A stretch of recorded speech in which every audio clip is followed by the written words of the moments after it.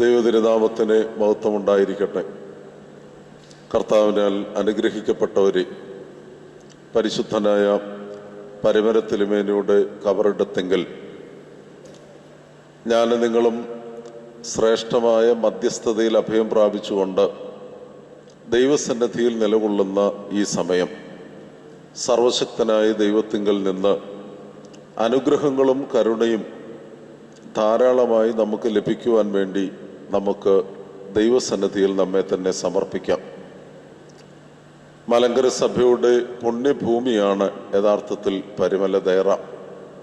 പരിശുദ്ധനായ പരിമല തിരുമേനിയുടെ ഭക്തി ജീവിതത്തെക്കുറിച്ചുള്ള ദീർഘവീക്ഷണവും മലങ്കര സഭയെക്കുറിച്ചുള്ള പരിമല തിരുമേനിയുടെ ഉന്നതമായ ചിന്തകളുമൊക്കെ ഈ പരിശുദ്ധമായ സ്ഥലത്ത് സമുന്നയിക്കുകയാണ്.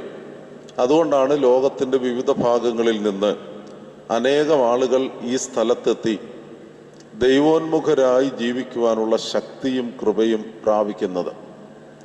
മലങ്കര സഭ ശ്രേഷ്ഠമായ അതിൻ്റെ സുറിയാനി പാരമ്പര്യ ആരാധന പശ്ചാത്തലത്തിൽ പഠിപ്പിക്കുന്നത് സകല വിശുദ്ധന്മാരും നമ്മോടൊരുമിച്ച് നമ്മുടെ അപേക്ഷകളിൽ ദൈവസന്നിധിയിൽ നമുക്ക് വേണ്ടി പ്രാർത്ഥിക്കുകയാണ്. വിശുദ്ധന്മാരെക്കുറിച്ച് വികലമായൊരു കാഴ്ചപ്പാട് സാധാരണ ജനങ്ങളുടെ മനസ്സിലുണ്ട്. പലപ്പോഴും ആ വികലമായ കാഴ്ചപ്പാട് തെറ്റിലേക്കാണ് നമ്മളെ നയിക്കുന്നത്. നമ്മളൊക്കെ വളരെ തിരക്ക് പിടിച്ച ഒരു ജീവിതം നയിക്കുന്നത് കൊണ്ട് പലപ്പോഴും പ്രാർത്ഥിക്കുവാനും ദൈവസന്നിധിയിൽ നിലകൊള്ളുവാനും നമുക്ക് സമയം ലഭിക്കാതെ വരുമ്പം നമ്മുടെ നേർച്ച കാഴ്ചകളും വഴിപാടുകളും ഒക്കെ സ്വീകരിച്ച് വിശുദ്ധന്മാർ നമുക്ക് വേണ്ടി പ്രാർത്ഥിക്കും. ഇത് നമ്മുടെ മനസ്സിലെ ഒരു കാഴ്ചപ്പാടാണ്. അതുപോലെ തന്നെ മറ്റൊരു ധാരണ നമുക്കുള്ളത് സർവശക്തനായ ദൈവത്തിൻ്റെ സ്ഥാനത്ത് നിന്നുകൊണ്ട് വിശുദ്ധന്മാർ നമ്മെ അനുഗ്രഹിക്കും. സത്യത്തിൽ ഈ രണ്ട് പഠിപ്പിക്കലും വേദപുസ്തക അടിസ്ഥാനത്തിൽ പൗരസ്ത്യസഭ നൽകുന്നതല്ല. എന്താണ് വിശുദ്ധന്മാരുടെ സാന്നിധ്യം നമ്മെ പഠിപ്പിക്കുന്നത്? ഈ ഭൗതിക ശരീരം ഉപേക്ഷിച്ച് മരണം മുഖാന്തരം ശരീരപ്രകാരമുള്ള അസ്തിത്വം അവസാനിച്ച് വിശുദ്ധന്മാർ ദൈവസന്നിധിയിലേക്ക് യാത്രയായിരിക്കുകയാണ്. എന്നാൽ മരണം സംഭവിച്ചു എന്നതുകൊണ്ട് ക്രിസ്തുവിൻ്റെ ശരീരമാകുന്ന പരിശുദ്ധ സഭയിലെ അവരുടെ അസ്തിത്വം നശിച്ചു പോകുന്നില്ല. അവർ സജീവരായി ആരാധനയിൽ നമ്മോടുകൂടെ പങ്കുകൊള്ളുന്നു. ഇന്ന് നാം അഭിമുഖീകരിക്കുന്ന ജീവിത പ്രതിസന്ധികളുടെ നടുവിൽ നമ്മോടൊരുമിച്ച് അവർ ദൈവസന്നിധിയിൽ അപേക്ഷിക്കുന്നു. നമ്മുടെ ലളിതമായ ചിന്തയിൽ അല്പം കൂടി വിശദീകരിച്ച് പറഞ്ഞാൽ, നമ്മൾ ദൈവസന്നിധിയിൽ പ്രാർത്ഥനയ്ക്കായി കടന്നു വരുമ്പം നമുക്ക് ധൈര്യം പകരുവാനായി, നമുക്ക് ശക്തി കേന്ദ്രങ്ങളായി പരിശുദ്ധ ദൈവമാതാവും അപ്പോസ്തോലന്മാരും സകല വിശുദ്ധന്മാരും അവരുടെ സാന്നിധ്യം ശ്രേഷ്ഠമായി നാം അനുഭവിക്കുന്നു എന്നതാണ് മധ്യസ്ഥതയുടെ യഥാർത്ഥത്തിലുള്ള അർത്ഥതലം. അല്ലാതെ നമുക്ക് പകരമായി നമുക്ക് സമയമില്ലാത്തത് കൊണ്ട് അവർ നമുക്ക് വേണ്ടി അപേക്ഷിക്കും, അവർ നമ്മളെ അനുഗ്രഹിക്കും എന്ന കാഴ്ചപ്പാട് വേദപുസ്തകമോ സഭയുടെ ആരാധനാ പാരമ്പര്യമോ പഠിപ്പിക്കുന്നില്ല. അതുകൊണ്ട് പരിശുദ്ധനായ പരിമല തിരുമേനി ജീവിച്ച ദൈവസന്നിധിയിലേക്ക് വാങ്ങിപ്പോയിരിക്കുന്ന ഈ പുണ്യസ്ഥലത്തെത്തുമ്പോൾ നമ്മുടെ മനസ്സിൽ കടന്നു വരേണ്ട ചിന്ത, അനവധി പ്രതിസന്ധികളെ ഈ ലോക ജീവിതത്തിൽ വെച്ച് ദൈവാനുഗ്രഹം മൂലം അതിജീവിച്ചവനായ പരിശുദ്ധ പരിമല തിരുമേനി, ആ തിരുമേനിയുടെ സാന്നിധ്യം ഇന്നും നമ്മോടുകൂടെ ഉണ്ട് എന്ന വലിയ ധൈര്യമാണ്, വലിയ പ്രത്യാശയാണ് യഥാർത്ഥത്തിൽ പരിമല തിരുമേനിയുടെ കബറങ്കൽ വന്ന് പ്രാർത്ഥിക്കുമ്പം നമുക്ക് ലഭിക്കേണ്ടത്. സുറിയാനിക്കാരുടെ അവരുടെ ഭാഷാ പ്രയോഗത്തിൽ വിശുദ്ധന്മാർ ഒരുമിച്ചുകൂടെ നമ്മുടെ കൂടെ ഉണ്ട് എന്നത് പഠിപ്പിക്കുന്ന വലിയ പ്രയോഗങ്ങൾ അവർക്കുണ്ട്. അമഹുൻ, അം എന്ന വാക്കുകളെ അവരുപയോഗിക്കുന്നത് തന്നെ സകല വിശുദ്ധന്മാരും നമ്മോടുകൂടെ അവരുടെ സാന്നിധ്യം നമ്മോടൊപ്പമുണ്ട് എന്ന വളരെ പ്രധാനപ്പെട്ട സത്യം പഠിപ്പിക്കാനാണ്. ശ്ലീബ നമസ്കാരം എല്ലാ ഞായറാഴ്ചയും ശ്ലീബ നമസ്കാരം പ്രഭാതത്തിൽ നമ്മൾ ഉപയോഗിക്കുമ്പം ആദ്യത്തെ പാട്ട് തന്നെ ഇതാണ് പഠിപ്പിക്കുന്നത്.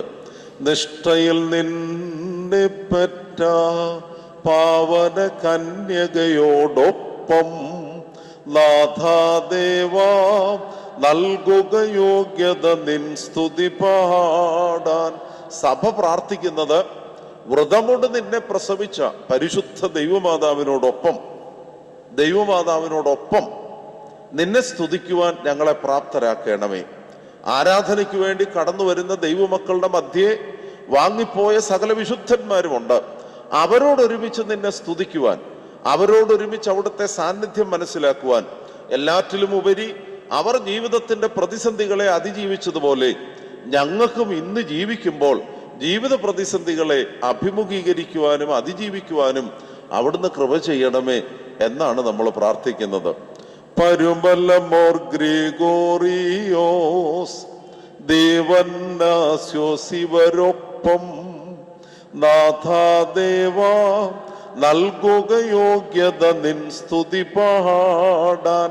മധ്യസ്ഥതയുടെ അർത്ഥവത്തായ വിശദീകരണം ഇതാണ്.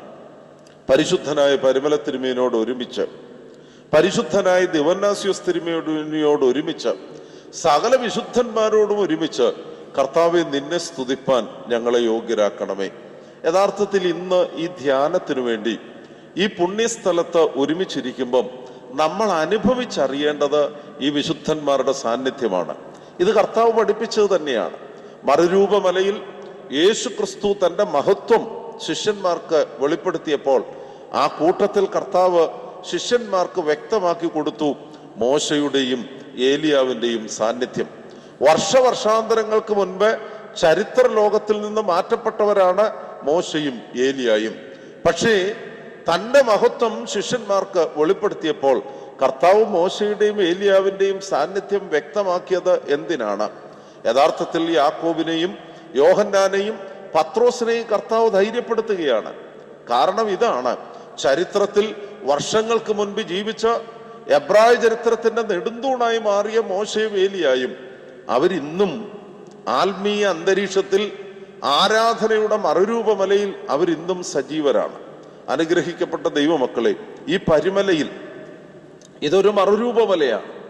യഥാർത്ഥത്തിൽ ദൈവം തൻ്റെ തേജസ് പരിശുദ്ധനായ പരിമല തിരുമേനിയുടെ ജീവിതത്തിലൂടെ മലങ്കര സഭയ്ക്ക് വെളിപ്പെടുത്തി കൊടുത്ത മഹനീയ പർവ്വതമാണ് പരിമല. ഈ പർവ്വതത്തിൽ നമുക്ക് യഥാർത്ഥത്തിൽ യാക്കോബിന്റെയും യോഹന്നാന്റെയും പത്രോസിന്റെയും സ്ഥാനത്ത് ചരിത്ര ലോകത്തിൽ ജീവിക്കുന്ന പ്രതിനിധികളാണ് നമ്മൾ. നമുക്ക് വെളിപ്പെടുത്തി തരികയാണ് മഹത്തരമായ സന്ദേശം. എന്താണ് സന്ദേശം? ഏലിയാവും മോശയും ഇപ്പോഴും സജീവരായിട്ടുണ്ട്.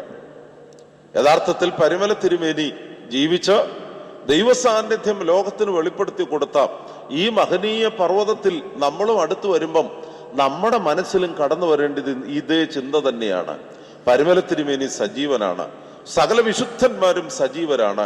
അവരെ വഴി നടത്തിയ ദൈവം, പ്രയാസങ്ങളുടെ നടുവിൽ അവർക്ക് തുണയായി നിലകൊണ്ട ദൈവം ഇന്നും നമ്മോടുകൂടെ ഉണ്ട്. ഇന്നും നമ്മോടുകൂടെ ഉണ്ട് എന്ന ബോധ്യം, അതാണ് സഹോദരങ്ങളെ നമുക്ക് ശക്തി പകരുന്നത്. കഴിഞ്ഞ 2 ദിവസമായി പത്രവാർത്തകളിലൊക്കെ നിറഞ്ഞു നിൽക്കുന്ന വളരെ പ്രധാനപ്പെട്ട ഒരു വാർത്തയുണ്ട്. ദൈവകണം കണ്ടെത്തി. ഹിഗ്സ് എന്ന ഈ ഭൗതിക ശാസ്ത്രജ്ഞൻ, അദ്ദേഹം വളരെ പ്രസിദ്ധനായ സയന്റിസ്റ്റാണ്. ചില ആളുകൾ വ്യക്തമാക്കുന്നത് അദ്ദേഹം ഒരു നിരീശ്വരവാദിയാണെന്നാണ്. പക്ഷെ അദ്ദേഹം പറഞ്ഞു, ഒരാറ്റത്തിൽ ഇലക്ട്രോണും ന്യൂട്രോണും പ്രോട്ടോണും ഉണ്ട്. നമ്മൾ ഇതുവരെ മനസ്സിലാക്കി വെച്ചിരുന്ന ഭൗതിക ശാസ്ത്രം അതാണ്. ആറ്റത്തെ ഇനിയും വിഭജിക്കുവാൻ സാധിക്കത്തില്ല. അല്ല, വിഭജിക്കുവാൻ ഒരു സാധ്യത ഉണ്ടെന്ന് 1924 സത്യേന്ദ്രബോസ്, ഭാരതീയനായ സത്യേന്ദ്രബോസ് എന്ന ഭൗതിക ശാസ്ത്രജ്ഞൻ പറഞ്ഞു. ആൽബർട്ട് ഐൻസ്റ്റീൻ അദ്ദേഹത്തോട് ചേർന്ന് അതിനൊരു സാധ്യതയുണ്ട്, ഇനിയും കണ്ടെത്താത്ത ചില കണങ്ങൾ അത് ജീവന്റെ അടിസ്ഥാനമായി നിലകൊള്ളുന്നു എന്ന് പണ്ടേ ഹൈപ്പോത്തസിസ്, ഒരു ചിന്താധാര ഒഴുക്കിയിരുന്നു. കഴിഞ്ഞ 2 ദിവസങ്ങളിലായി ലോകത്തിലേക്ക് വരുന്ന ഒരു വാർത്ത, ഇനിയും വിഭജിക്കുവാൻ സാധിക്കാത്ത ആറ്റത്തിൽ അതിലെ ഇലക്ട്രോണുകളും പ്രോട്ടോണുകളും ന്യൂട്രോണുകളും കൂടാതെ ജീവന്റെ അംശം, അതിൻ്റെ അടിസ്ഥാന ഊർജ പ്രഭവ കേന്ദ്രമായി ഒരു കണം കൂടെ ഉണ്ട്. ബോസോൺ എന്ന കണത്തിന് പേര് നൽകിയിരിക്കുകയാണ്. അറിഞ്ഞോ അറിയാതെയോ ഹിഗ്സ് എന്ന നിരീശ്വരവാദി അതിന് ദൈവീക കണം എന്ന് പേരിട്ടു. എല്ലാ മാധ്യമങ്ങളിലും നിറഞ്ഞു നിൽക്കുന്ന ഒരു വാർത്തയാണിത്. പ്രപഞ്ചോൽപത്തിയുടെ കാരണമായ ദൈവീക കണം കണ്ടെത്തി. എന്നാൽ ഇന്ന് മലയാള മനോരമയിൽ സി രാധാകൃഷ്ണൻ എഴുതിയ വളരെ ഗഹനമായ ഒരു ലേഖനത്തിൽ അദ്ദേഹം പറയുന്നു, തീർത്ത് ഒന്നും പറയുവാൻ ഇപ്പോഴും സാധിക്കുന്നില്ല. പ്രപഞ്ച രഹസ്യങ്ങളുടെ കലവറ തുറക്കുന്നേ ഉള്ളൂ.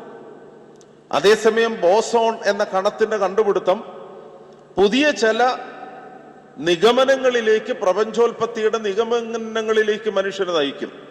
അദ്ദേഹം ആ ലേഖനം അവസാനിക്കുമ്പോൾ പറയുന്നത്, പ്രപഞ്ചം, ഊർജം, അതുപോലെ തന്നെ അത് വസിക്കുവാനുള്ള ഒരു പ്രതലം എന്നീ 3 ത്രിമാന ചിന്തകളാണ് പ്രപഞ്ചോൽപത്തിയുടെ അടിസ്ഥാന ഘടകമായി കാണുന്നത്. അദ്ദേഹം പറയുന്നത് എ ഹിഡൻ ട്രിനിറ്റേറിയൻ ഫോഴ്സ്, മനുഷ്യന് ദൃശ്യമല്ലാത്ത, മനുഷ്യൻ ഇതുവരെ വെളിപ്പെടാത്ത ഒരു തൃത്വരഹസ്യം അത് പ്രപഞ്ചോൽപത്തിയിലുണ്ട്. 20,000 കോടി രൂപ മുടക്കി ഒരു അന്വേഷണം നടത്തിയപ്പോൾ ആ അന്വേഷണത്തിലൂടെ തെളിഞ്ഞു വരുന്നത് ഹിഗ്സ് ബോസോൺ എന്നറിയപ്പെടുന്ന ശക്തമായ ഒരു ഘടകം ഊർജ സ്രോതസ്സായി നിലകൊള്ളുന്നു. എന്നിട്ടും മനുഷ്യന് പൂർണ്ണമായി വിവരിക്കാൻ സാധിക്കുന്നില്ല. അതിനെക്കുറിച്ചുള്ള മനുഷ്യന്റെ വിവിധ പ്രതികരണങ്ങളിൽ വളരെ രസകരമായ ഒരു കുട്ടി കവിത കൂടെ ഇന്നത്തെ പത്രത്തിൽ ചേർത്തിട്ടുണ്ട്. എന്താണ്? മനുഷ്യൻ വളരെയധികം പരിശ്രമിക്കുകയാണ് പ്രപഞ്ചത്തിലെ ദൈവീക കണം കണ്ടുപിടിക്കുവാൻ. അതേസമയം ഈ പ്രപഞ്ചത്തിന്റെ സ്ഥിരാകേന്ദ്രമായി നിലകൊള്ളുന്ന മനുഷ്യൻ ഇന്ന് സംഭവിച്ചിരിക്കുന്നത്, മനുഷ്യനിലെ ദൈവീക കണം നശിച്ചുകൊണ്ടിരിക്കുകയാണ്. ഒന്നുകൂടെ ഞാനൊന്ന് ഓർമ്മിപ്പിക്കട്ടെ. മനുഷ്യൻ പരിശ്രമിക്കുന്നു പ്രപഞ്ചത്തിലെ ദൈവീക കണം മനസ്സിലാക്കുവാൻ. പക്ഷേ മനുഷ്യനിലെ ദൈവീക കണം അത് മനസ്സിലാക്കുവാൻ മനുഷ്യന് സാധിക്കാതെ പോകുന്നു. അതാണ് കുലംകുത്തികളും കൊലപാതകന്മാരും അടിക്കടി നമ്മുടെ സമൂഹത്തിൽ പെരുകുന്നത്. കുടുംബങ്ങളിൽ സ്വസ്ഥതയില്ല, വ്യക്തിപരമായ ജീവിതത്തിന് സമാധാനമില്ല. നമ്മൾ അഭിമുഖീകരിക്കുന്ന ജീവിത പ്രശ്നങ്ങളുടെ കാരണം എന്താണ്? നമ്മിലെ ദൈവഗണം തിരിച്ചറിയുവാൻ നമുക്ക് സാധിക്കുന്നില്ല. നമ്മിലെ ദൈവഗണം തിരിച്ചറിയുക, അതാണ് യഥാർത്ഥത്തിൽ സുവിശേഷം നൽകുന്ന സാധ്യത. വേദപുസ്തകം നൽകുന്ന വരദാനം യഥാർത്ഥത്തിൽ പരിശുദ്ധനായ പരിമല തിരുമേനി സ്വന്തം ജീവിതം കൊണ്ട് വരച്ചു കാട്ടിയ മനോഹരമായ ദൃശ്യം അതാണ്. ഒരു മനുഷ്യനിലെ ദൈവീക അംശം എത്രമാത്രം ലോകത്തിന് പ്രയോജനകരമായി വ്യാപിപ്പിക്കുവാൻ സാധിക്കും, അതാണ് പരിമല തിരുമേനി ഒരു ആയുസ്സിലൂടെ പറഞ്ഞു തന്നത്. സഹോദരങ്ങളെ, നമ്മിൽ പലരും, ഞാൻ ഉൾപ്പെടെ ഇവിടെ വരുമ്പോൾ നമ്മുടെ മനസ്സിൽ ഒത്തിരി വേദനകളുണ്ട്. നാം അഭിമുഖീകരിക്കുന്ന രോഗവും നാം അഭിമുഖീകരിക്കുന്ന ജീവിത പ്രശ്നങ്ങളുമൊക്കെ നമ്മളെ ബാധിച്ചേക്കാം. എന്താണ് സമാധാനത്തിന്റെ ഉറവിടം? എന്താണ് സ്വസ്ഥതയുടെ തീരം? അന്വേഷിക്കുക അവനവനിലുള്ള ദൈവിക കണങ്ങൾ, the divine particle in us, നമ്മിലുള്ള ദൈവിക കണം. ഞാനൊരു വേദഭാഗം നിങ്ങളുടെ ശ്രദ്ധയിൽ കൊണ്ടുവരുന്നു. യെശയ്യാ പ്രവചനം 65-ാം അധ്യായം 8-ാമത്തെ വാക്യം. യെശയ്യാ പ്രവചനം 65-ാമത്തെ അധ്യായം 8-ാമത്തെ വാക്യം. യഹോവ ഇപ്രകാരം അരുളി ചെയ്യുന്നു, മുന്തിരിക്കുലയിൽ പുതുവീഞ്ഞ് കണ്ടിട്ട് നശിപ്പിക്കരുത്, ഒരനുഗ്രഹം അതിലുണ്ട് എന്ന് പറയുന്നത് പോലെ ഞാൻ എൻ്റെ ദാസന്മാർ നിമിത്തം പ്രവർത്തിക്കും. ഞാൻ ഈ വേദഭാഗം ഒന്നുകൂടെ വായിക്കാം, കാരണം നമുക്ക് സുപരിചിതമല്ല ഈ വേദഭാഗം. അതുകൊണ്ട് തന്നെ ഒന്നുകൂടി വായിക്കുന്നു. യെശയ്യാ പ്രവചനം 65-ാം അധ്യായം 8-ാമത്തെ വാക്യം. യഹോവ ഇപ്രകാരം അരുളി ചെയ്യുന്നു, മുന്തിരിക്കുലയിൽ പുതുവീഞ്ഞ് കണ്ടിട്ട് നശിപ്പിക്കരുത്, ഒരനുഗ്രഹം അതിലുണ്ട് എന്ന് പറയുന്നത് പോലെ ഞാൻ എൻ്റെ ദാസന്മാർ നിമിത്തം പ്രവർത്തിക്കും. ഞാനൊരു ചെറിയ കഥ പറയാം ഈ വാക്യം ഒന്ന് വിശദീകരിക്കാൻ വേണ്ടി. കായേനും ഹാബേലും ആയിരുന്നു ആദമിന്റെയും ഹവ്വയുടെയും ആദ്യത്തെ മക്കൾ. കായേൻ ശപിക്കപ്പെട്ടവനായി ഭൂമിയിൽ ഉഴലുന്നു. ഹാബേൽ കായേനാൽ കൊല്ലപ്പെടുന്നു. ഒന്നാം തലമുറ ഇങ്ങനെ അവസാനിക്കുകയാണ്.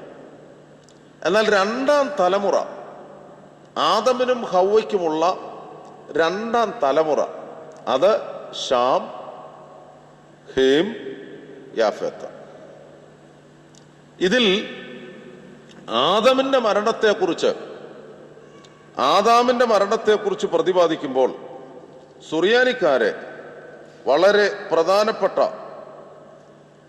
ഒരു വിശദീകരണം നൽകുന്നുണ്ട്. ആദാം പ്രായം ചെന്നവനായി പർദീസയുടെ പുറത്താണ് ആദമും ഹവ്വയും ശേത്തും ഒക്കെ അധിവസിക്കുന്നത്. ആദാം വൃദ്ധനായി.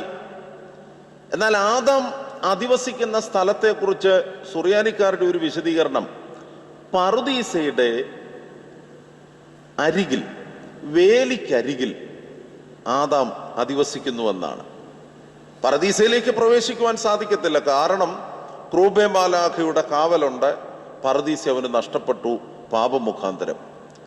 എന്നാൽ പർദീസയിലേക്കുള്ള ശക്തമായ ആഗ്രഹം മുഖാന്തരം പർദീസ വിട്ടുപോകുവാൻ ആഗ്രഹിക്കാത്ത ആദാം സകുടുംബം മൂത്തപുത്രനായ ശേത്തിനോടൊരുമിച്ച് പർദീസയുടെ വേലിക്കരികെ, പർദീസയുടെ വാതിലിനടുത്ത് ആദം താമസിക്കുകയാണ്. അദ്ദേഹം പടുവൃദ്ധനായി മരണത്തെ അഭിമുഖമായി കാണുന്ന സമയം. അദ്ദേഹത്തിന്റെ മരണത്തെക്കുറിച്ച് സുറിയാനി പാരമ്പര്യത്തിലെ മനോഹരമായൊരു സൂഗീസോയിൽ ഇപ്രകാരം വിശദീകരിക്കുന്നു. ശേത്തിന്റെ മടിയിൽ ആദാം തലവെച്ചിരിക്കുകയാണ്. ശേത്തിന്റെ മടിയിൽ ആദാം കിടക്കുന്നു. മരണസമയത്ത് ആദാം ശേത്തിനോട് പറയുന്നു, എൻ്റെ മകൻ ശേത്തെ, പർദീസയിൽ ഞാൻ അധിവസിച്ച സമയം, അതാണ് എൻ്റെ മനസ്സിൽ നിന്ന് ഒളിമങ്ങാതെ നിൽക്കുന്ന ചിന്തകൾ. സൃഷ്ടിയുടെ ആറാം ദിവസം ഞാൻ സൃഷ്ടിക്കപ്പെട്ട സമയം. വേദപുസ്തകം പഠിപ്പിക്കുന്നു, 6-ാം ദിവസമാണ് ആദ്യ മനുഷ്യനായ ആദാം സൃഷ്ടിക്കപ്പെട്ടത്. അന്ന് മുതൽ എൻ്റെ മനസ്സിനെ ആഗ്രഹിച്ച മനോഹരമായ ഒരു കാഴ്ചയുണ്ട്. ഞാൻ സൃഷ്ടിക്കപ്പെട്ട അന്ന് മുതൽ എൻ്റെ മനസ്സിനെ ആഗ്രഹിച്ച മനോഹരമായ ഒരു കാഴ്ച എന്താന്നോ? ശേത്ത് ആദാമിനോട് പറയുന്നു, പർദീസയിൽ വിളഞ്ഞു കിടന്ന, പഴുത്ത് കിടന്ന മുന്തിരിക്കുലകൾ, ആ മുന്തിരിക്കുലകളിൽ ഞാൻ പുതുവീഞ്ഞ് ദർശിച്ചിരുന്നു. നിങ്ങളൊന്നുകൂടെ ശ്രദ്ധിക്കണം. ശേത്തിനോട് ആദാം പറയുന്നു, സൃഷ്ടിയുടെ 6-ാം ദിവസം, ഞാൻ സൃഷ്ടിക്കപ്പെട്ട ദിവസം, അന്ന് മുതൽ എൻ്റെ മനസ്സിനെ കടാതെ ആകർഷിച്ച പർദീസയിലെ ഒരു മനോഹര ദൃശ്യമാണ് മുന്തിരിക്കുലയിലെ പുതുവീഞ്ഞ്. മുന്തിരിക്കുലയിലെ പുതുവീഞ്ഞ് അത് കണ്ടപ്പോൾ തന്നെ എനിക്ക് മനസ്സിലായി, ഇതിൽ ഒരനുഗ്രഹം ഒളിഞ്ഞിരിപ്പുണ്ട്. എന്നിട്ട് ശേത്തിനോട് ആദാം പറഞ്ഞു, ഞാൻ വീഴ്ചയ്ക്ക് മുമ്പ് അധിവസിച്ച ആ പർദീസ, അവിടുത്തെ വീഞ്ഞ്, പർദീസയിലെ മുന്തിരിക്കുലയിൽ നിന്നുള്ള പുതുവീഞ്ഞ്, അതിനോടുള്ള എൻ്റെ ആഗ്രഹം അസ്തമിക്കുന്നില്ല. ഈ ആഗ്രഹം ഒടുങ്ങാത്ത, ഒരു പരിധിവരെ പറഞ്ഞാൽ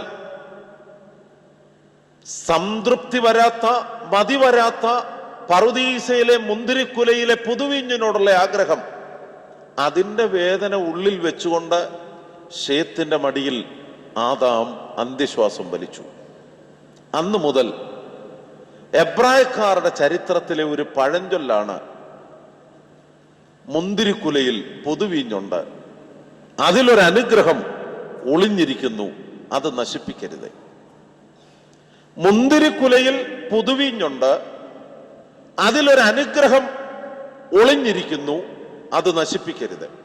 യെശയ്യാപ്രവചനം 65-ാം അധ്യായം 8-ാമത്തെ വാക്യത്തിൽ, ദൈവത്തെ അറിഞ്ഞ് ജീവിക്കുന്ന മനുഷ്യന് സർവശക്തൻ കരുതും, അവർക്ക് നാശം സംഭവിക്കുകയില്ല, സിയോനിൽ ഒരു അവകാശം ശേഷിപ്പിക്കും എന്ന് പ്രവാചകൻ വിളിച്ചു പറയുമ്പോൾ ഇതേ പഴഞ്ചൊല്ലാണ് പ്രവാചകൻ ഉപയോഗിക്കുന്നത്. മുന്തിരിക്കുലയിൽ പുതുവിഞ്ഞ് ഒളിച്ചിരിക്കുന്നു. അത് കണ്ടിട്ട് കൃഷിക്കാരൻ പറയുന്ന നല്ലൊരു വാക്കുണ്ട്, നശിപ്പിക്കരുത്, ഇതിൽ ഒരു ജീവനുണ്ട്. നശിപ്പിക്കരുത്, ഇതിലൊരു ജീവനുണ്ട്. സഹോദരങ്ങളെ, ഞാൻ ഓർമ്മിപ്പിച്ചതുപോലെ ഈ 2 ദിവസമായി ദൈവഗണത്തെക്കുറിച്ചുള്ള ഭൗതിക ശാസ്ത്രജ്ഞരുടെ വിലയിരുത്തൽ മനസ്സിലേക്ക് കടന്നുകൂടിയപ്പം ഈ വാക്യത്തിന്റെ പ്രസക്തി വീണ്ടും മനസ്സിലേക്ക് തിരിഞ്ഞു വരികയായിരുന്നു. മനുഷ്യൻ അന്വേഷിക്കുന്നു പ്രപഞ്ചത്തിലെ ദൈവഗണം കണ്ടെത്തുവാൻ. കോടിക്കണക്കിന് 20,000 കോടി രൂപ ചെലവഴിച്ചു എന്ന് പറയുമ്പം നമ്മുടെ കേരളത്തിലെ പട്ടിണി അനുഭവിക്കുന്ന സർവ്വ മനുഷ്യർക്കും ഭക്ഷണം കൊടുക്കുവാൻ മതിയാകുമായിരുന്നു ആ പണം. അതിൽ കൂടുതലാണ് ആ പണം. കണ്ടുപിടിച്ചത് എന്താണ്? പ്രകാശവേഗത്തെക്കാൾ കൂടുതൽ പ്രോട്ടോണുകൾ സഞ്ചരിച്ചാൽ അതിന്റെ കൂട്ടിയിടിയിലൂടെ, ബിഗ് ബാങ് എന്ന് പറയും, കൂട്ടിയിടിയിലൂടെ ഒരു പാർട്ടിക്കിൾ ഉണ്ടാകും. ആ പാർട്ടിക്കിളാണ് ഊർജ സ്രോതസ്. കണ്ടുപിടിക്കാനേ സാധിച്ചുള്ളൂ. വരും കാലഘട്ടത്തിൽ എത്രമാത്രം മനുഷ്യന് പ്രയോജനപ്പെടും അറിയത്തില്ല. എന്നാൽ ഇന്നും കണ്ടുപിടിക്കേണ്ട ഒരു സത്യമുണ്ട്. അതാണ് സൃഷ്ടിയുടെ 6-ാം ദിവസം മുതൽ എബ്രായ ചരിത്രത്തിൽ നിലനിന്ന മനോഹരമായ ഒരു പഴഞ്ചൊല്ല്. എന്താണ്? ഈ മുന്തിരിക്കുല നശിപ്പിക്കരുത്, ഇതിൽ ജീവന്റെ അംശമുണ്ട്. ഈ മുന്തിരിക്കുല നശിപ്പിക്കരുത്, ഇതിൽ ജീവന്റെ അംശമുണ്ട്. പിതാവായ ആദാം ശേത്തിന്റെ മടിയിൽ വളരെ വേദനയോടെ നിദ്ര പ്രാപിച്ച സമയത്ത് ശേത്തിനോട് പിതാവായ ആദാം അറിയിച്ചതും ഇത് തന്നെയാണ്. ആ പറുദീസയിലെ മുന്തിരിക്കുലയിലെ പുതുവീഞ്ഞ്, അതാണ് സൃഷ്ടി മുഴുവൻ വളരെ താല്പര്യത്തോടെ ആഗ്രഹിക്കുന്ന ജീവന്റെ തുടിപ്പ്. അനുഗ്രഹിക്കപ്പെട്ട ദൈവമക്കളെ, നമുക്കൊരു അന്വേഷണം നടത്തണം. എന്താണ് അന്വേഷണം നടത്തേണ്ടത്? എനിക്കും നിങ്ങൾക്കും രോഗമുണ്ടായേക്കാം, മാരകമായ പ്രതിസന്ധികൾ ഉണ്ടായേക്കാം, വലിയ സാമ്പത്തിക ബുദ്ധിമുട്ടുണ്ടായേക്കാം. നമ്മൾ അഭിമുഖീകരിക്കുന്ന ജീവിത പ്രശ്നങ്ങൾ വളരെ വലുതാണ്. എന്നാൽ അതിൻ്റെ നടുവിലും നമ്മൾ അന്വേഷിക്കേണ്ട ഒന്നുണ്ട്. നശിച്ചു പോകാതെ നമ്മിൽ ശേഷിക്കുന്ന ദൈവഗണങ്ങൾ ഏതാണ്? ആ ദൈവഗണങ്ങളെ കുറിച്ചുള്ള തിരിച്ചറിവ് നമുക്കുണ്ടാകുമ്പം എല്ലാ രോഗത്തിന്റെ നടുവിലും, എല്ലാ പ്രയാസങ്ങളുടെ നടുവിലും, എല്ലാ പ്രതിസന്ധികളുടെ നടുവിലും നമുക്ക് സ്വസ്ഥത ഉണ്ടാകും.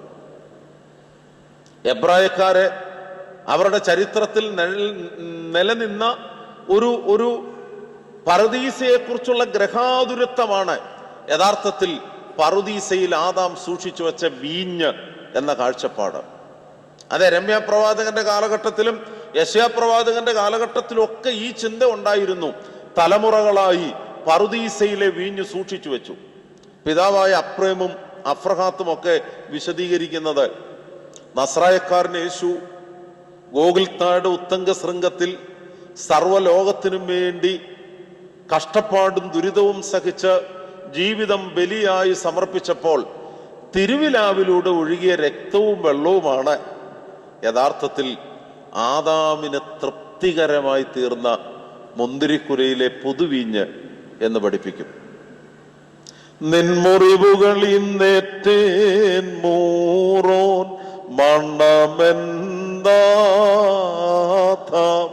നിന്നതരങ്ങളഹോ പാട്ടിൻ നൂലോടൊത്തുള്ളു കാൺമാൻ വന്നോൻ എന്നെ ഗോകുൽത്തായി അവരെ വിട്ടോടി നിന്മാർവു തുറന്നും രക്തം വാർന്നും കണ്ടേ ഞാൻ കുരിശാലടിയാരെ കാക്കും നാഥൻഡായിസ്തോ ഹാലേലൂയ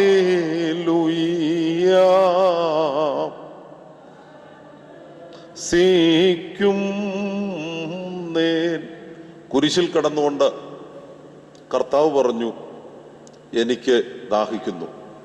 സത്യത്തിൽ കർത്താവിന് ദാഹിച്ചിട്ടാണോ എനിക്ക് ദാഹിക്കുന്നു എന്ന കർത്താവ് വിളിച്ചു പറഞ്ഞത്? യഥാർത്ഥത്തിൽ സഹോദരങ്ങളെ, ശേത്തിന്റെ മടിയിൽ തലചായ്ച്ച് നിദ്ര കൊണ്ടവനായ ആദാം മുതൽ എബ്രായ ചരിത്രത്തിലെ ഓരോ തലമുറയും ശക്തമായി ദാഹിക്കുകയാണ്.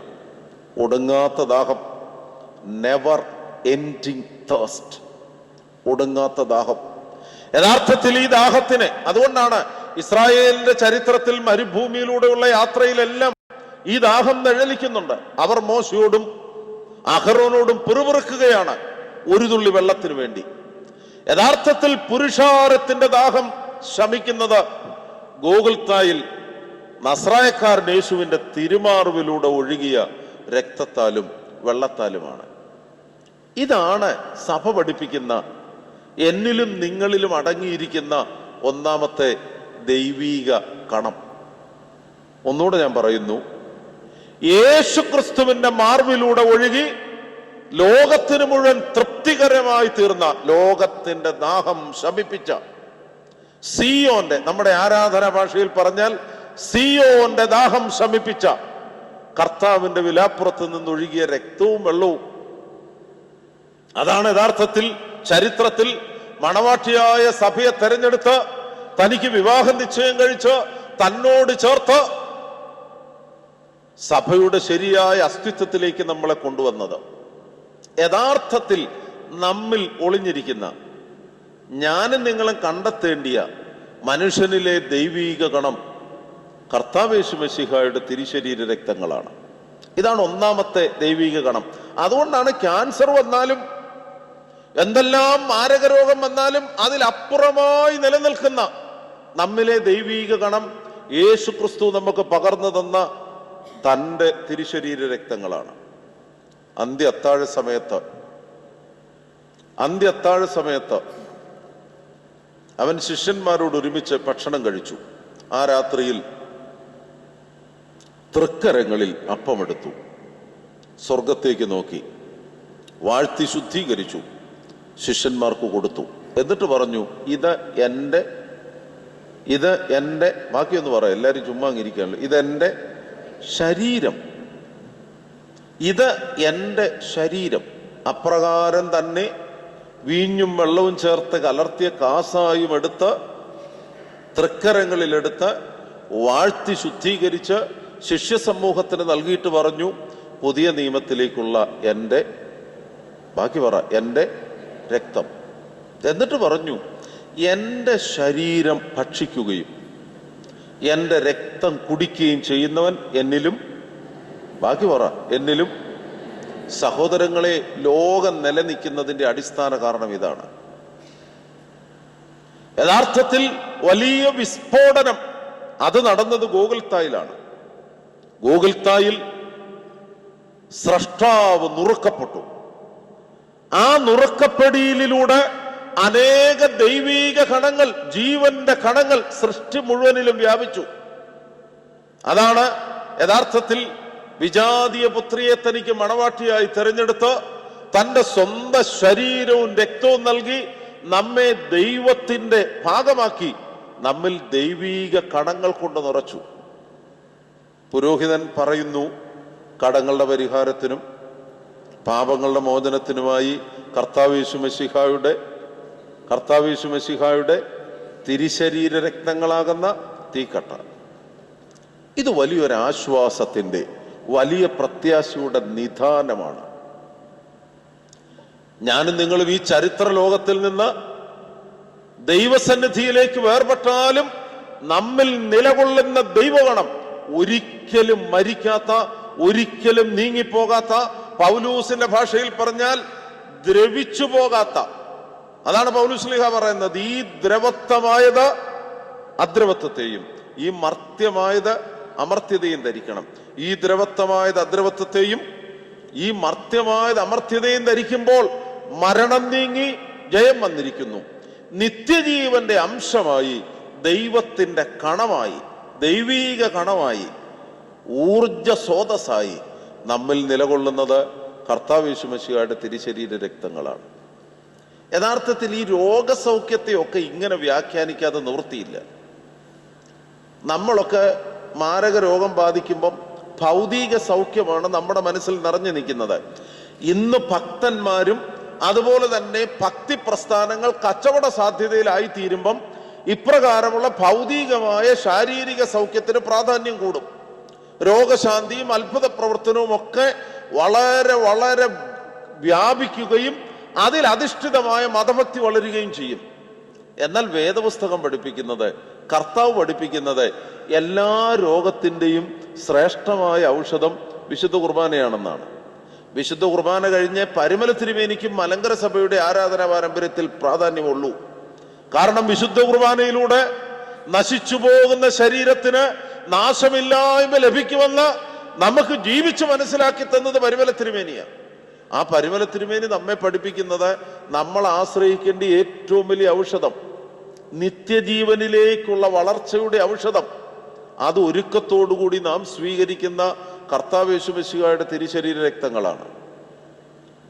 പരിമല തിരുമേനി ജീവിച്ചിരുന്ന കാലഘട്ടത്തിൽ ഇന്നത്തെ രീതിയിലൊക്കെ പറഞ്ഞാൽ അന്നത്തെ കൊച്ചുമത്രാശന്മാരിൽ ഏറ്റവും അധികം ശാരീരിക പ്രതിസന്ധി അനുഭവിച്ച് അന്ന് വരാമായിരുന്നതിൽ മാരകമായ രോഗം അനുഭവിച്ച് വേദന സഹിച്ച് ഈ ലോകത്തിൽ നിന്ന് വേർപിരിഞ്ഞ വ്യക്തിയാണ് പരിമല തിരുമേനി. ഇന്നത്തെ മതപ്രസ്ഥാനങ്ങളുടെ ഭാഷയിൽ പറഞ്ഞാൽ ആ കാലഘട്ടത്തിൽ ഏറ്റവും ശപിക്കപ്പെട്ടവനായിരിക്കാം പരിമല തിരുമേനി. കാരണം ഇന്ന് രോഗം ഒരു ശാപമാണ്, കഷ്ടപ്പാട് ശാപമായി ഗണിക്കുന്ന ഒരു കാലഘട്ടം, അഭിവൃദ്ധിയാണ് അനുഗ്രഹമായി കരുതുന്നത്. അങ്ങനെയാണെങ്കിൽ പരിമല തിരുമേനി ജീവിച്ചിരുന്ന കാലഘട്ടത്തിൽ അദ്ദേഹം അനുഭവിച്ച മാരക വേദന ഓർക്കുമ്പം അദ്ദേഹം ഒരു അനുഗ്രഹമില്ലാത്ത മെത്രാച്ചനാണെന്ന് തോന്നിപ്പോകും. എന്നാൽ അതല്ല സഹോദരങ്ങളെ.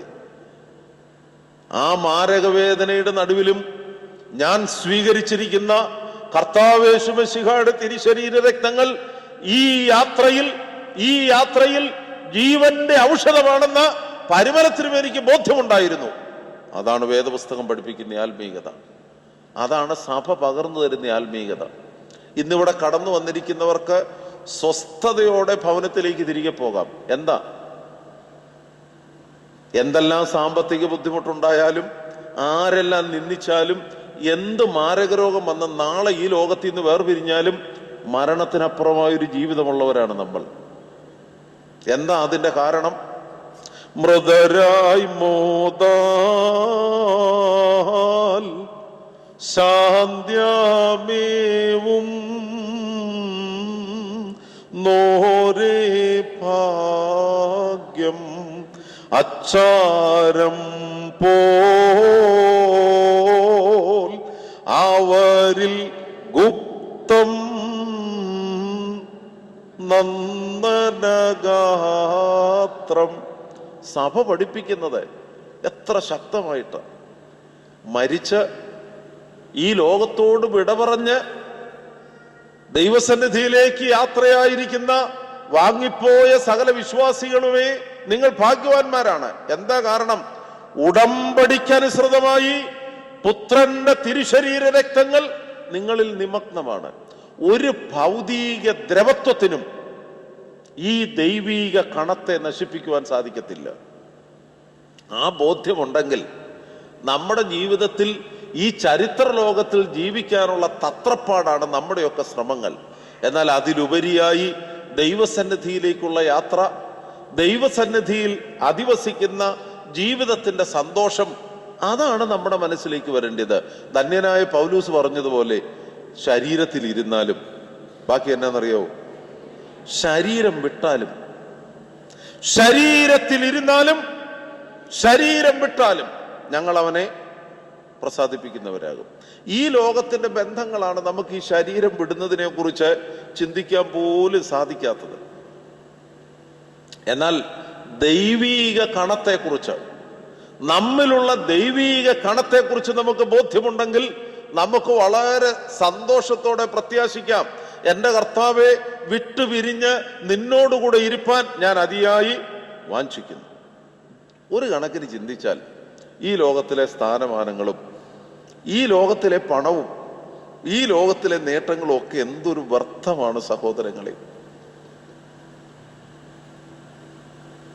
പ്രപഞ്ചത്തിന്റെ നിത്യതയെക്കുറിച്ചും അതുപോലെ തന്നെ സ്ഥലകാല പരിമിതികളെ കുറിച്ചും ഒക്കെ ചിന്തിക്കുമ്പം നമ്മൾ ജീവിക്കുന്ന ഈ 70 വർഷം അല്ലെ 75 വർഷം ഇതാണോ വലിയ കാര്യം?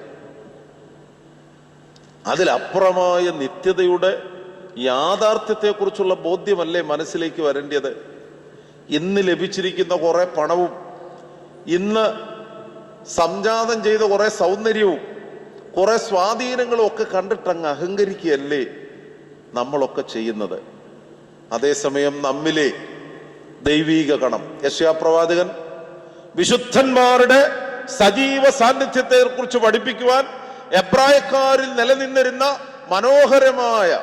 മനോഹരമായ പഴഞ്ചൊല്ലെടുത്ത് പറയുകയാണ്, മുന്തിരിക്കുലയിൽ പുതുവീഞ്ഞ് കണ്ടിട്ട് നശിപ്പിക്കരുത്, ഇതിലൊരു ജീവൻ അടങ്ങിയിരിക്കുന്നു എന്ന് പറയാൻ നമുക്ക് സാധിക്കുമോ? ഈ ജീവിതമാകുന്ന സത്യം നമുക്ക് മനസ്സിലായിട്ട് ഇതിൽ ഒരു ജീവന്റെ അംശമുണ്ട് എന്ന ബോധ്യം നമുക്ക്, ആ തിരിച്ചറിവ് നമുക്കുണ്ടാകുമോ? അതാണ് സമാധാനത്തിന്റെ അടിസ്ഥാനം. രണ്ടാമത് എനിക്ക് പറയാനുള്ളത് എന്നാന്നോ, ഈ ജീവന്റെ തിരിച്ചറിവ് മനസ്സിലായി കഴിഞ്ഞാൽ പിന്നെ നമുക്ക് ഈ ജീവന്റെ നിലനിൽപ്പിനെ കുറിച്ചുള്ള വ്യാകുലതകൾ പലതും മാറിക്കിട്ടും. ഇന്ന് ഭയങ്കര വ്യാകുലതകളാണ്, anxiety about the existence of our life on earth. ഈ ഭൂമിയിലെ നിലനിൽപ്പിനെ കുറിച്ചുള്ള വലിയ വ്യാകുലതയാണ് നമുക്ക്. ആ വ്യാകുലത മാറണമെങ്കിൽ ജീവന്റെ അംശത്തെക്കുറിച്ച്, ദൈവിക കണത്തെക്കുറിച്ച് ബോധ്യം ഉണ്ടാകണം. സഹദേരോതുന്നു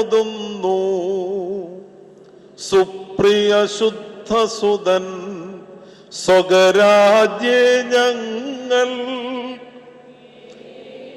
മുടി ശാശ്വതവും പ്രതിദാനം എരുതീവാൾ മർദ്ദിതർ ഞങ്ങൾ ആശ്വാസം മശിഹായിഷ്ടർ അരുളിയതാം.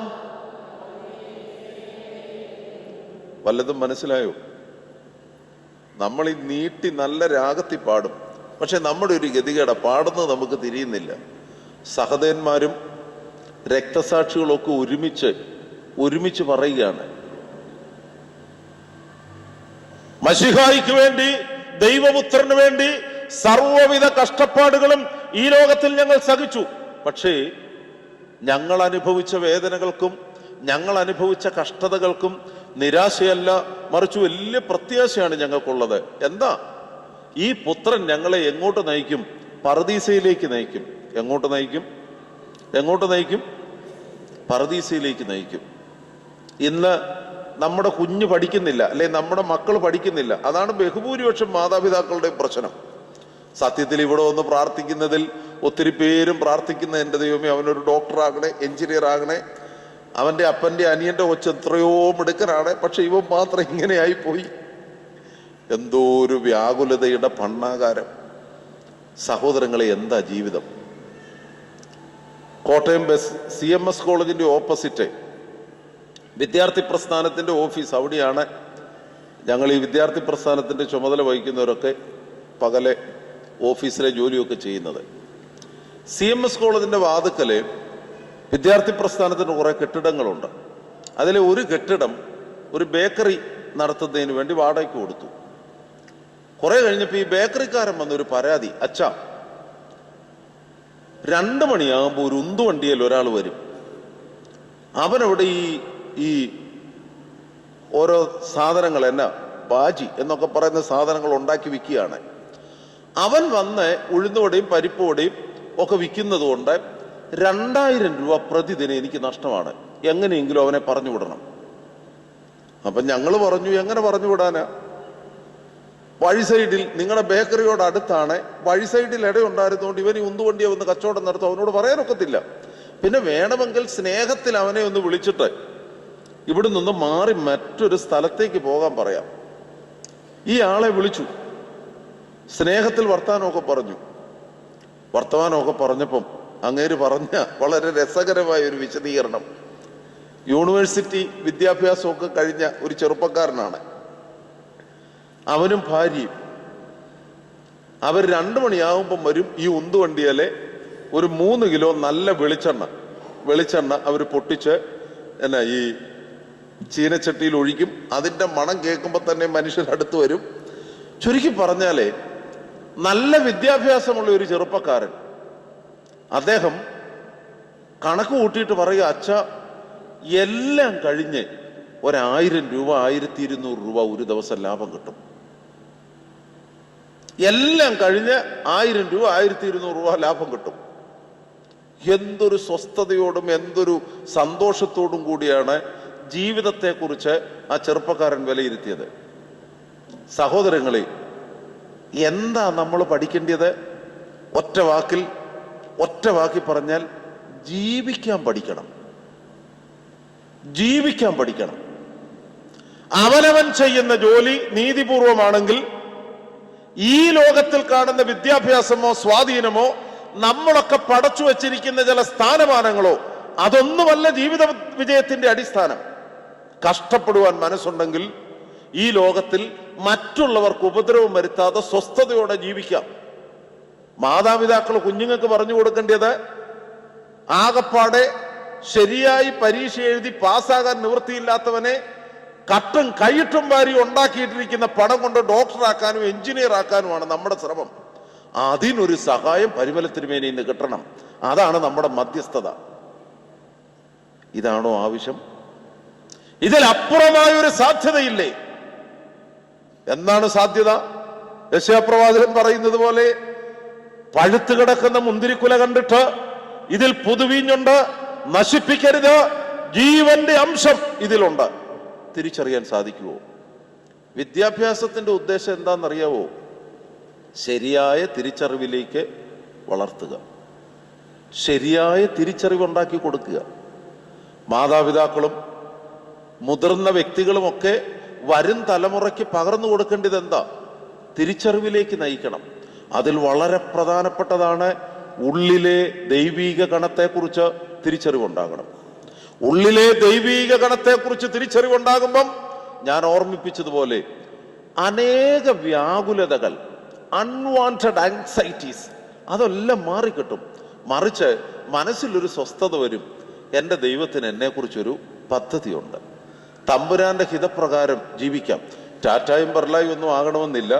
അതേസമയം നല്ലൊരു കർഷകനായിട്ടോ അല്ലേ, ജീവിതത്തിൽ മറ്റാരെയും കബളിപ്പിക്കാതെ സ്വസ്ഥതയോടെ ജീവിക്കുന്ന നല്ലൊരു കച്ചവടക്കാരനായിട്ടോ സ്വസ്ഥതയോടെ ജീവിക്കാൻ ദൈവം ഒരു മാർഗം കാണിച്ചു തരിക. അവിടെയാണ് സ്വസ്ഥത കണ്ടുപിടിക്കേണ്ടത്. നമ്മുടെ ആഗ്രഹത്തിനനുസരിച്ച് ദൈവത്തെ കൊണ്ടുവരാതെ ദൈവഹിതത്തിനനുസരിച്ച് നമുക്ക് യാത്ര ചെയ്യുവാൻ സാധിക്കുമോ? അവിടെയാണ് യഥാർത്ഥത്തിലുള്ള ദൈവീക കണം, ദൈവീക അംശം, ശരിയായ തിരിച്ചറിവ് നമുക്ക് ലഭിക്കുന്നത്.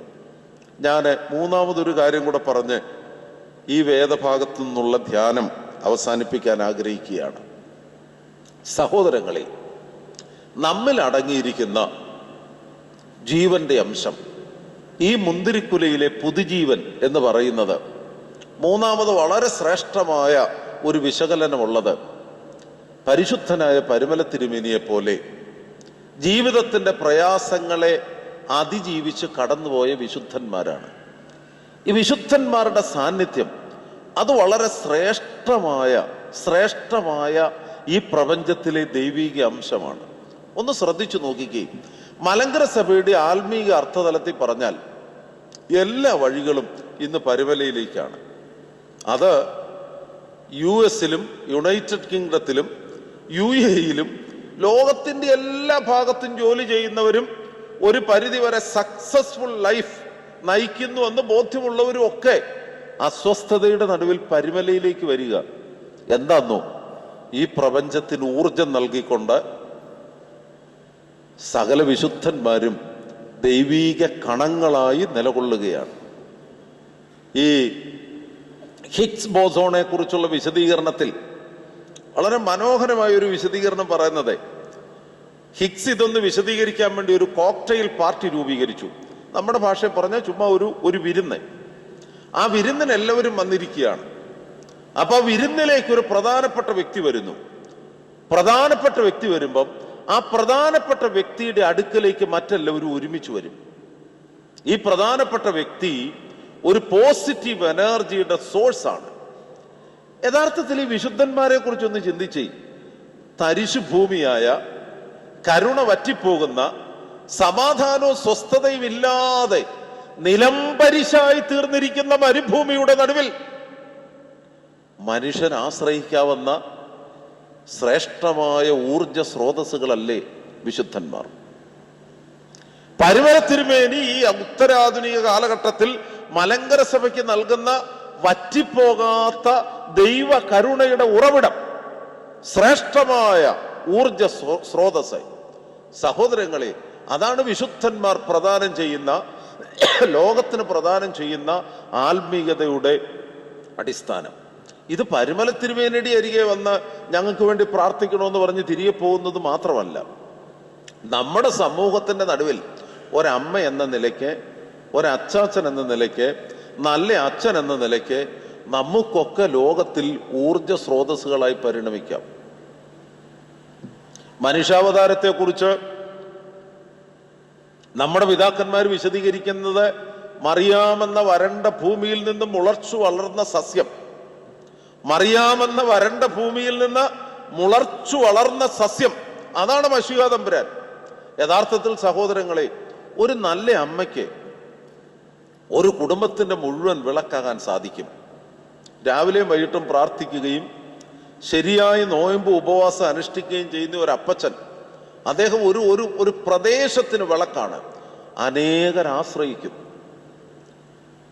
യഥാർത്ഥത്തിൽ ഈ വിശുദ്ധന്മാരുടെ മധ്യസ്ഥതയിലൂടെ വിശുദ്ധന്മാരാകാനുള്ള ഒരു പ്രചോദനം നമുക്കുണ്ടാകണം.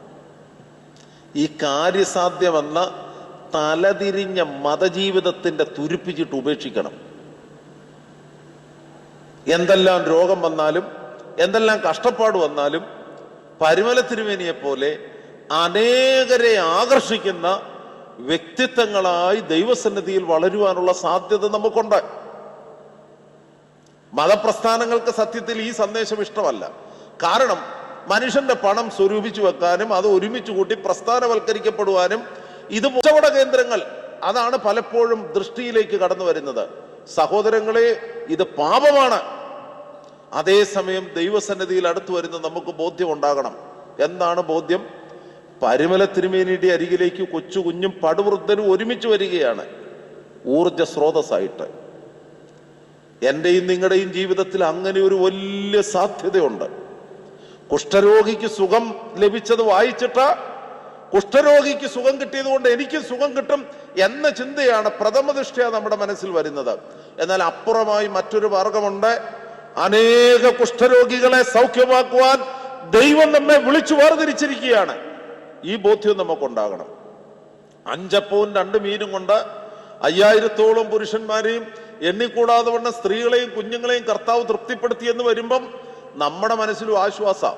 അധ്വാനിക്കാതെ അപ്പം കിട്ടുമല്ലോ എന്ന ചിന്ത, പ്രാർത്ഥിച്ചാൽ അധ്വാനിക്കാതെ അപ്പം കിട്ടും എന്ന ചിന്ത മണ്ടത്തരമാണ്. അതല്ല മനസ്സിലേക്ക് വരേണ്ടത്. അതേസമയം മനസ്സിലേക്ക് വരേണ്ട ചിന്ത എന്താന്നോ?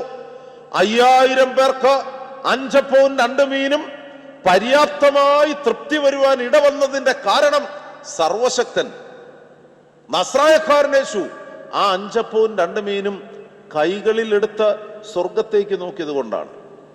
പഠിക്കാൻ മണ്ടനായ ഒരു കുഞ്ഞ് നമുക്കുണ്ടെങ്കിൽ അതിനെ ഓർത്ത് നിരാശപ്പെടുകയും വെള്ളിയാഴ്ച പ്രാർത്ഥന, ബുധനാഴ്ച പ്രാർത്ഥന എന്നും പറഞ്ഞ് നീ വ്യാകുലപ്പെടുകയും ചെയ്യേണ്ട ആവശ്യമില്ല. ലഭിച്ചിരിക്കുന്ന കുഞ്ഞു മണ്ടനാണെങ്കിലും തമ്പുരാൻ കരങ്ങളിൽ എടുത്താൽ അനേകർക്ക് ദൈവഗണം ആയിത്തീരുവാൻ, ഊർജ സ്രോതസ്സായി തീരുവാൻ ആ നിസാര വസ്തുവിന് സാധിക്കുമെന്ന സത്യം തിരിച്ചറിയണം. അതുകൊണ്ടാണ് സുവിശേഷകന്മാർ ഈ അത്ഭുതം പ്രതിപാദിച്ചപ്പോൾ അവരെല്ലാവർക്കും തൃപ്തിയായി എന്നതിനേക്കായി പ്രാധാന്യം കൊടുത്തത് എന്തിനാന്നോ? യേശു ക്രിസ്തു ആ അപ്പവും മീനും കൈകളിലെടുത്തു എന്നതിനാണ്. പരിമല തിരുമേനി ലോക ചരിത്രത്തിൽ വലിയ പ്രധാനപ്പെട്ട കണ്ടുപിടുത്തങ്ങളൊന്നും നടത്തിയ മനുഷ്യനല്ല. മലങ്കര സഭയുടെ ചരിത്രത്തിൽ ശ്രേഷ്ഠമായ ചരിത്ര മുഹൂർത്തങ്ങൾ നിർമ്മിച്ചവനുമല്ല. വലിയ ഭരണതന്ത്രജ്ഞനോ അതിസമർത്ഥനായ സംഘാടകനോ അല്ല. എന്നാൽ ഓർക്കണം, നിസ്സാരമെന്ന് ലോകം കരുതിയത് ആ 5 അപ്പവും 2 മീനും തമ്പുരാൻ കരങ്ങളിൽ എടുത്തപ്പം ഇന്ന് പ്രപഞ്ചത്തിന്റെ ഊർജ സ്രോതസ്സായി ദൈവീക കണമായി പരിമല തിരുമേനി നിലകൊള്ളുന്നു. സാധിക്കും സഹോദരങ്ങളെ. തമ്പുരാൻ നമ്മുടെ ബലഹീനതകളെ തൃക്കരങ്ങളിൽ എടുക്കുന്നുവെങ്കിൽ, അല്ലെ ദൈവസന്നിധിയിൽ നമ്മെ തന്നെ കരങ്ങളിൽ വെച്ചു കൊടുക്കുവാൻ നമുക്ക് സാധിക്കുമെങ്കിൽ, നമ്മെ ശുദ്ധീകരിക്കുവാൻ, നമ്മെ തന്നെ പ്രപഞ്ചത്തിന് പ്രയോജനകരമായി തീർക്കുവാൻ ദൈവത്തിന് കഴിയും. ഈ തിരിച്ചറിവ് നമുക്കുണ്ടാകണം. അതാണ് യഥാർത്ഥത്തിൽ ശരിയായ ധ്യാന വിഷയം. എന്നെ തന്നെ സന്നിധിയിൽ കാഴ്ചയാണ് പാനും നാഥ,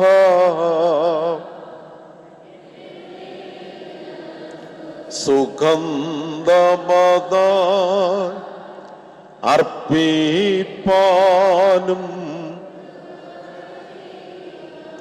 എന്നാഥ നിൻ തിരുമുൻപിൽ ആത്മശരീരമന